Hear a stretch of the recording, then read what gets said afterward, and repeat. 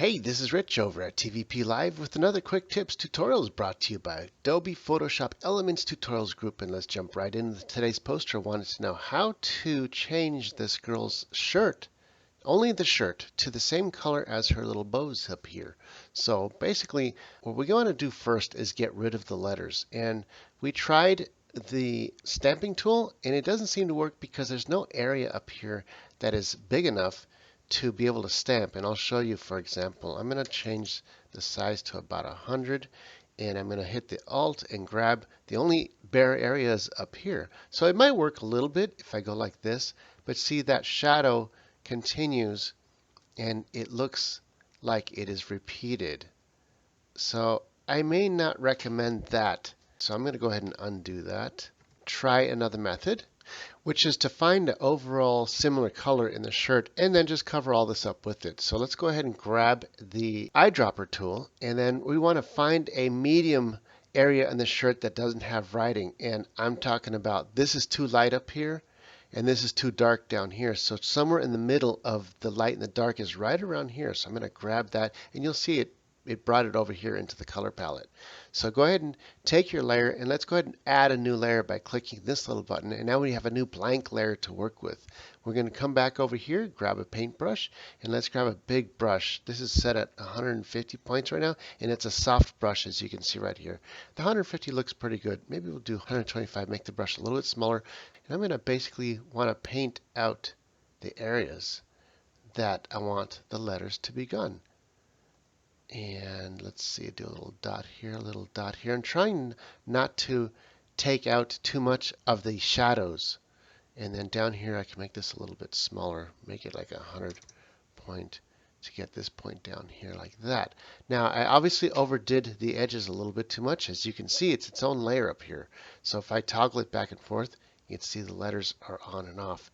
But since it's overlapping in a few little areas, I want to work on that. So I'm going to change the opacity here from 100% down to something like 50%. And now I can take the eraser, and let's get a soft brush, but make it a bigger soft brush right around here. I'm going to paint out where it overlapped, where I don't want it to be. And that's going to include the shadows. I want to keep these shadows. So I'm going to do this like that. A couple of these shadows I want to keep. And if I bring the opacity back up to 100, you'll see what I'm talking about. See that? It leaves some of the shadows on the shirt. And if there's little pieces here that you can still see, I can take the smudge brush and I can just smudge the foreground layer so that it covers up the letters even more. See that? Just where I want it. And that's pretty much all there is to it as far as covering up the letters. That's pretty good. You can't really tell. I'm going to toggle it on and off one more time. And once we got it to where we like it, I'm going to right click up here and hit merge down, which makes it all into one photo. And that's pretty much how to take care of that. Now let's take care of the next thing, which is to tint the shirt pink, or kind of a mauve, whatever it is. And basically, it's the same process as what we just did to take out the colors. So I'm going to create a new layer so that I can cut out the edges afterwards. I'm going to grab the eyedropper tool one more time. I'm going to zoom in, and let's grab this color right around here. That looks good. And you can see it popped it in right there. I'll zoom back out a little bit.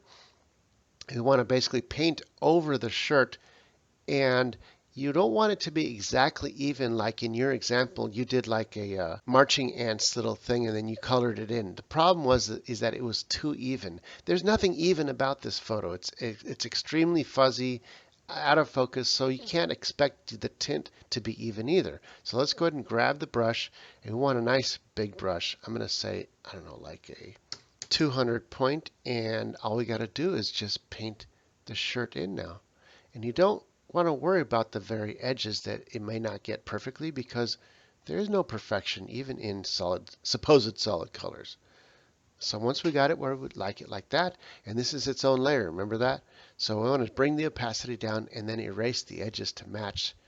And we're going to take the eraser, make this about, I don't know, 25 point or so, and basically slowly hand erase the edges of the shirt out that we don't want. And this is why we had it at the opacity at 50% or so that we can see the exact edges that we're doing. I can click, shift click when I have straight portions, and do this by hand.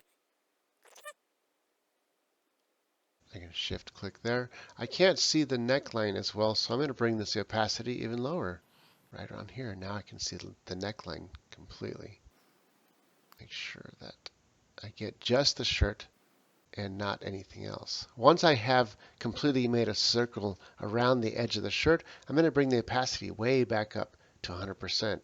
And now I see what I have to cut out. And I can turn off the lower layer, and there it is. Now I have to just cut out what I don't want, which is the outside beyond the eraser. So you take the polygon tool, carefully choose what you want to keep, and you just kind of click in between the bright portion that you want to keep and the outside portion that you don't. And once you come to the end, double click. All I have to do is right click and select inverse, which will select everything but what we want to keep. And as soon as I hit delete, boom, it takes out everything but the shirt that we want to keep. Turn the original back on, and obviously it's a little hot because that's at 100%. It reminds us of your example, but all we have to do is take the opacity down. And there we go. We can start taking it down. And now you start to see the original shirt's textures and shadows, which is exactly what we want. So you want to bring it up just a little bit, 75%. And that's pretty much all there is to it. Now we can toggle that layer on and off so you can see the original and shaded above that.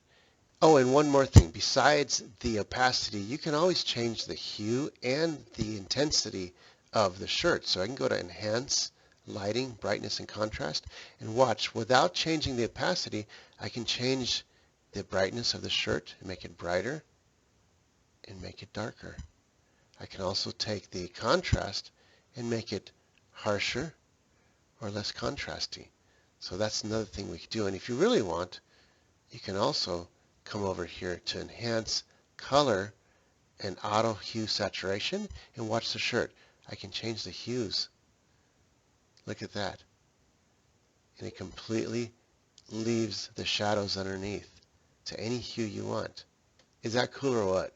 And once you got it to a different hue, then you could take the saturation and make the saturation higher or lower. Look at that. It's totally realistic. Lots of fun stuff that you can do. Anyway, this is Rich for this tutorial. Calling it quits, saying over and out.